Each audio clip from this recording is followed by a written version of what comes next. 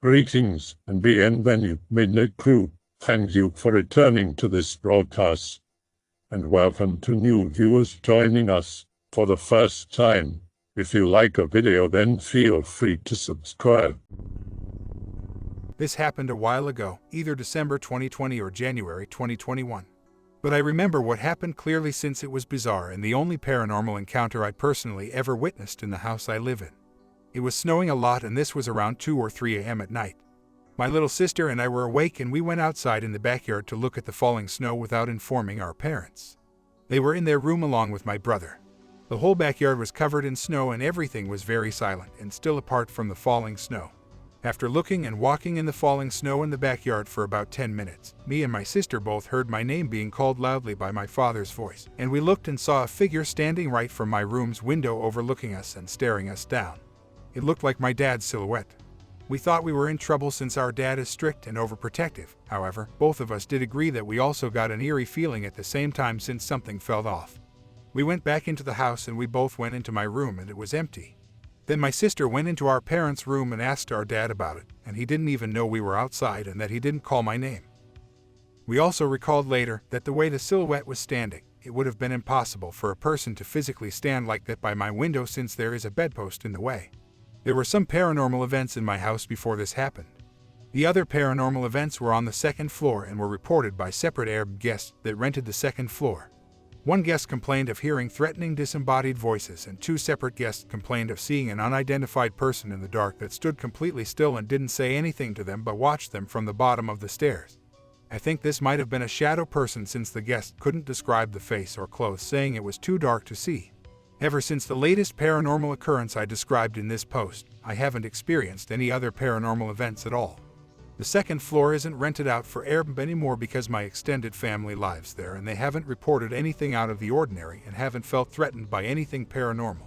My theory is that if something bad were to happen if we continued to stay there, a benevolent spirit might have lured us away from danger by making us return inside. I believe that spirits in some households are good spirits that look after the household and don't disturb unless needed for safety. It's worth noting that the activity never happens to us, but to a small percentage of Arab guests. The spirits might have been angry at the guests for some reason or thought the guests aren't safe for the household. Then again, it could have simply been a mischievous spirit wanting to play a prank and thought it was hilarious. I remember having an odd experience back in January of 2013.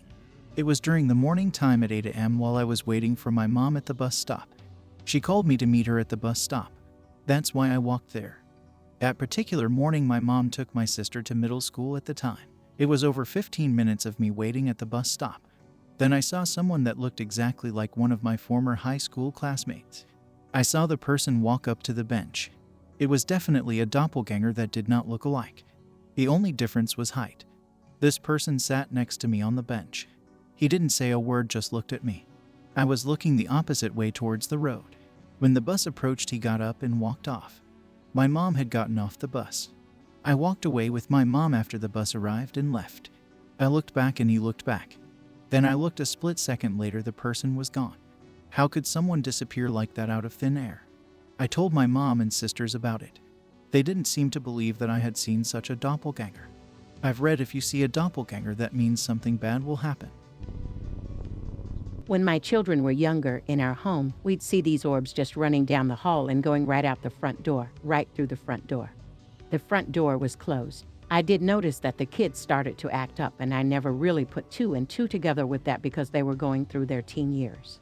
But now, however, when one of my daughters turned 14 and we were alone in the home, I went to the bathroom and I was, washing my hands, taking care of my makeup. I saw her because her room was behind the kitchen. So the way the layout is, we got a room behind the kitchen, then you got the kitchen, and then you come to the hallway and it crosses over into my bedroom, and in between, in the hallway, is where the bathroom is. I saw her because I had the door open, crossing the hallway to go into my room wearing my nightgown. The orbs were white. I'd say they were about, 6 inches round or maybe 7. It happened frequently. They stopped. I'm gonna tell you, I never heard of a doppelganger until I started listening to Coast to Coast, and to my daughter who crossed the hallway and went into my bedroom in my nightgown. Well, I called her name and I came out of the bathroom, went into the bedroom, and I didn't see her. I thought, I wonder what happened to her. She answers me. She's in her room and she said, "Ma, you're calling me." I said, "What?" So I went in the opposite direction in the hall where the kitchen and the room is, and she's sitting on her bed relaxing, listening to the radio. She's got her own nightgown on. This was in the morning. I said, "My God, I saw you. I saw you crossing, going into my room, and you had my nightgown on. And I went in. That's why I was calling you. I can't believe you're here." She said, "I never left the room." I did notice that at that age she started to withdraw and she started to get very depressed after that incident happened, but I didn't get it. I didn't know about it at that time. When I was a kid back in the 1980s, I used to go and stay some weekends at my cousin's house in Carrick, Pennsylvania. He lived in an old odd-shaped creepy brick house that was built in 1900. The road he lived on is called Linje Avenue, and the house still stands there to this day. There was something very evil and sinister in that house. I used to dread going into his basement, but that's where most of his toys were, so we would run down there, grab a few toys, and run back upstairs as fast as we could. The far back room in the basement was the worst. I used to feel like something was watching me every time I went down there. On one occasion my cousin was down there getting something, and when he got to the back room he saw two red eyes staring back at him. He bolted out of there and ran up the stairs, and when he got to the top landing and turned around to shut the basement door, the lights were off downstairs already, and the red eyes were halfway up the stairs coming towards him. Another incident he told me about was that he was laying in bed one night, and his dog came up to the second floor and into his room and jumped up on the bed. He sat up to pet the dog, and the dog's eyes were glowing red. At that moment the Real dog came running upstairs and came into the room and started growling at this entity, and the thing on the bed vanished into thin air. That house is no joke, it's seriously haunted, and not by anything human at all. I absolutely hated that basement, and I hated that house after I heard all of the stories about the red eyes and the doppelganger dog. My aunt, uncle, and my other cousin Jennifer all witnessed messed up things in the house too. My cousin Jennifer was coming down the stairs from the second floor to the first floor one day, and when she got into the living room, she saw a shadow figure run out of the room and into the dining room and into the kitchen, and then all of a sudden she heard the basement door slam shut. My aunt never saw anything, but she would always hear voices from other rooms when she would be cooking in the kitchen or cleaning a certain room. Most of the time she was home alone, so it couldn't have been anything else but that evil entity. My uncle had mentioned seeing weird things, but he never talked about the details. I think it just frightened him too much to really talk about it. Finally, fast forward about 8 years. When we were around 15 or 16 years old, my cousin and I decided to brave the basement and be badasses. We went down there in the dark looking for the thing. We heard loud growling maniacal laughter coming from the back room as we approached, and we ran the hell out of there faster than ever before. We could hear the thing breathing heavily behind us as we ran up the stairs. We jetted through the kitchen, dining room, and living room and out the front door into the street. We just stood there, looking back at the evil house on Linje Avenue. We were terrified beyond belief. That was the last time I ever went near that basement in my life.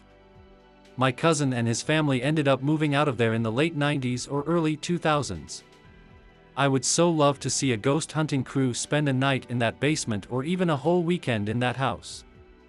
I don't think they would last too long, haha. It's not a house for the faint of heart, that's for sure. It's legit haunted by evil. Beware the odd-shaped old brick house on Linje Avenue. Whatever you do, if you decide to go into that house, do not go near the basement. Keep it locked at all costs, and pray that the evil thing that dwells down there doesn't come upstairs to get you. I was like 7 years old, and I remember my mom and several other family members went to my older sister's school where there was a talent show going on. You could choose to dance, sing, and act. My sister of 9 years old chose to sing. She was a talented singer for her age. So here I am sitting on a chair with my mom.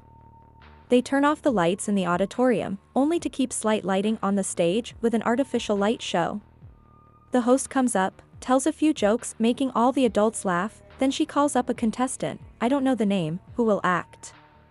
The contestant comes from behind the curtain to act. She is a girl. I just stared at her confused, because she looked like me. She looked exactly like me, only slightly older. I may be a kid, but I know my own face, with my same voice. She leaves the stage, now a different contestant comes and goes. Then the host says my sister's name who will sing and a name I don't remember who will play the piano. The curtain opens again, I see my sister and the girl sitting on a chair in front of the piano, and again, I see myself. My sister sings as if nothing is wrong.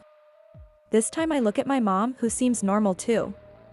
My sister is done singing and leaves the stage with my doppelganger. After that a choir group comes to stage to sing, and on the far right I see another me, this time way older singing. This time I couldn't stay quiet anymore. I urgently told my mom that Mom, she looks like me, why does she look like me? My mom only tells me to keep quiet and not to bother the audience. I felt ill, I couldn't stay there anymore. I told my mom I'm feeling sick. Mom sends me home with one of my relatives. This experience was really bizarre and creepy. I didn't tell this to anyone. I don't believe in the simulation conspiracy, but I don't understand why I would see that as a child. Why did I see multiple duplicates of myself like this? I still want an explanation of this. This incident occurred sometime in the fall of 2006. I grew up in a rural part of Ohio. My house had fairly dense woods located directly behind it. As a child, I had a passion for exploring. I especially loved exploring those woods. It was my favorite place to be. Prior to the incident, I had wandered through those woods many times, always with my mother's permission. There was one tree in particular that I frequently enjoyed climbing, usually about to the halfway mark so I could perch myself on one of the heavier branches and just relax as I listened to the peaceful sounds of nature. Climbing that tree for the very first time was quite an accomplishment. From that position, I could partially see the back of my house. On that day, after a fair amount of exploring, I carefully scaled my favorite tree. I seated myself on a sturdy branch and took in the view. Naturally, being late in October, the sun inevitably began to set within a few minutes. I always felt a little saddened to see the darkness approaching. The woods were like my own little sanctuary. I could entertain myself out there for hours. When darkness began to fall, however, my mother would stand at the edge of the woods and call my name until I obediently returned home so as not to be stranded out there after dark. After watching the sunset until I could no longer see it, I began my descent down the tree. I was nearly at the bottom when I heard my mother's familiar voice, calling my name. I thought nothing of it at first, as this routine had occurred plenty of times before. Then I realized something strange as my feet touched the ground. My mother's voice was coming from behind me, deeper in the woods, rather than towards the entrance where she always stood when she called me home. My mom had never entered those woods before. At least not with me. I was eager to find her and show her all of my favorite spots before it grew too dark. That's when I realized something was off. How could she have gone into the woods ahead of me? Certainly I could have missed her, but as I said, she never entered those woods. She continued calling my name, but there was something strange about it. She sounded absolutely frantic, almost angry. Fearing that I was in trouble for reasons currently unknown, I froze in place. As her voice drew closer, I squinted my eyes to see if I could locate her and determine exactly how angry or upset she appeared to be. However, I didn't see anyone or anything unusual. Suddenly I heard her voice calling my name from the direction of my house, sounding much calmer. Seconds later, from somewhere within the woods yet again. It wasn't an echo. I wasn't imagining things. I was literally hearing her beckoning me from the edge of our backyard, as well as ahead of me. My legs suddenly turned to jelly. I couldn't quite comprehend what was going on. "Come here, right now," the voice that I originally believed to be her screamed from just ahead. I realized that whoever or whatever was mimicking my mother was drawing closer. I didn't question which voice was actually my mother's, as there was something about the way it sounded that unnerved me. Terrified of what I would see if I stood there much longer, I turned around and ran towards the exit of the woods as quickly as my legs could possibly carry me. It was amazing that I didn't trip over anything in my haste. Even though my house wasn't very far away from where I had been standing, those woods had never seemed larger to me than they did in that moment. From behind me, my mother's voice continued to call my name, now sounding desperate.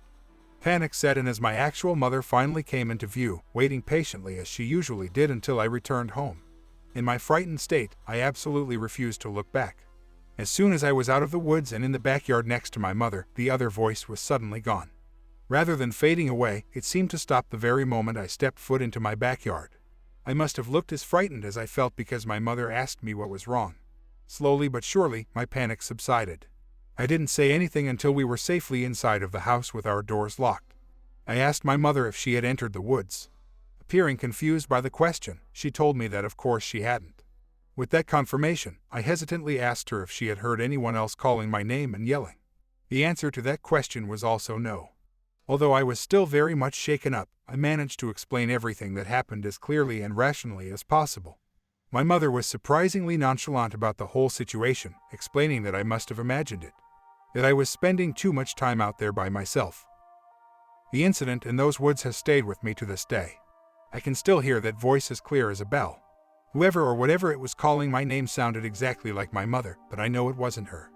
Not only was she waiting for me outside, but the voice also sounded strange in a way that I still can't fully explain. I didn't go back into the woods until I was 17 years old, and even then, I never hung out for very long.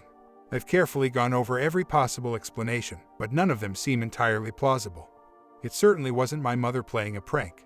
There was no way she could have pulled it off. Not to mention the fact that she's never been one to play pranks. I also highly doubt that it was anyone else because, as I stated before, we lived in a rural area. The closet neighbor was at least a mile away and I wasn't personally acquainted with any of them. How could they have known my name and where to find me? We've since moved out of that house, but my mother and I occasionally discuss the incident. She still claims that she never heard or saw anything unusual out there. I know it probably shouldn't, but what happened in those woods continues to bother me. I spent many hours out there prior to the day and never had anything out of the ordinary occur. The best explanation I have at this point is a doppelganger or possibly a demon, but I'm unsure. In the early 90s, my girlfriend, now wife, and I did a week-long cycle tour with a group. As the group had different abilities, we had a series of refreshment stops arranged, and people came and went as they pleased. Sometimes a bunch arrived at a cafe, other times there were just one or two when we arrived. A lady serving at one place warmly greeted my girlfriend and said, "Oh, you're back," but we didn't give it much thought and continued the ride. At the next stop a guy said, "Good to see you again," although both of us were sure we'd never met. When this happened a third time, my girlfriend insisted to the woman that she had never been there before and it was many miles from where we lived. As a young woman, my wife was particularly striking, still is, but we got older. And there was no one in the group who resembled her or had the same cycling outfit. The woman insisted she'd served her tea and cake only half an hour before, and they'd chatted, and clearly thought she was playing some kind of joke. Interestingly, none of the people mentioned her being with me. Who this mystery cyclist with the same appearance and speech, riding to the same rest stops just ahead of us was, we never discovered. We asked around the group at evening social gatherings, but no one had ridden with such a person or seen them at cafe stops. In the summer of 2011, my 12-year-old twin sons were having a friend's sleepover. We live in a 3-story house and all 3 of the boys were in the basement area playing. I was on the 2nd floor sitting on my couch reading a book. It was early evening around dusk. All was peaceful other than the ruckus the boys were making downstairs. I was sitting there half reading my book when the boys all came running loudly up the stairs. The stairwell door was on a sliding mechanism and when they got to the top, instead of sliding it, they sort of pushed on it and it came off the track. With it off the track, it could swing back and forth. I told them I would fix the door later. Anyway, they left the door off the track and all 3 went running up to their 3rd floor bedroom to play. I was still on the couch when only a few seconds after all 3 had just gone upstairs, I saw my son come around the corner, lift his arm and push the now swinging stairwell door open and move down the steps. He never lifted his head to look at me. His head was down the entire time, and he never said why he was going back down there. My first thought was that he looked a bit odd and moved kind of strangely. Then I thought, why didn't he say anything? Then I figured he left something down there. This all took a matter of maybe 2 or 3 seconds when suddenly, I heard his voice laughing and talking loudly upstairs. I freaked out. I jumped off the couch, ran over to the stairwell, looked down and called his name and he didn't answer. I swear to God this is a real story and every hair on my body was standing up and I had chills. I have them now just writing about it. So, I ran upstairs and saw him sitting on the floor with his brother and their friend playing. Even though I knew it was completely impossible for him to be downstairs and upstairs at the same time, I asked him if he had somehow just gone into the basement. He of course said no. I swept the basement looking for a person. I checked doors and windows and closets even though I knew that whatever that thing was, it looked exactly like my 12-year-old son. It was as sold as a real person, wearing exactly the same clothes my son had on. It was the same size as him and was able to push a solid door open and everything, only it moved a bit weird and never looked at me or spoke to me.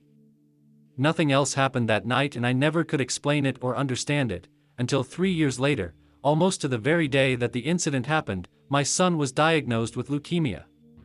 He's undergone years of terrible cancer and chemotherapy and has battled it like a warrior. He is 19 now and his treatment has now ended. He is doing great and is in remission. Praises be to the Lord.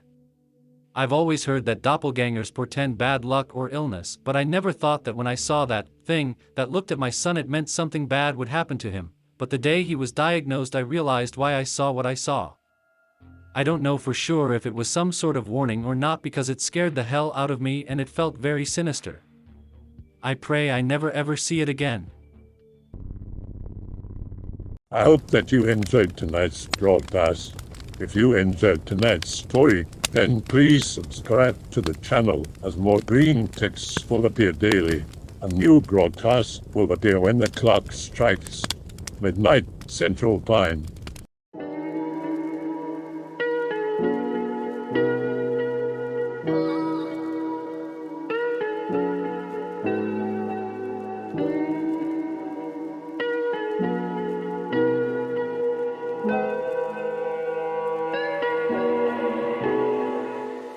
Remember to check out the Odyssey page in the description for a second archive of the channel's videos.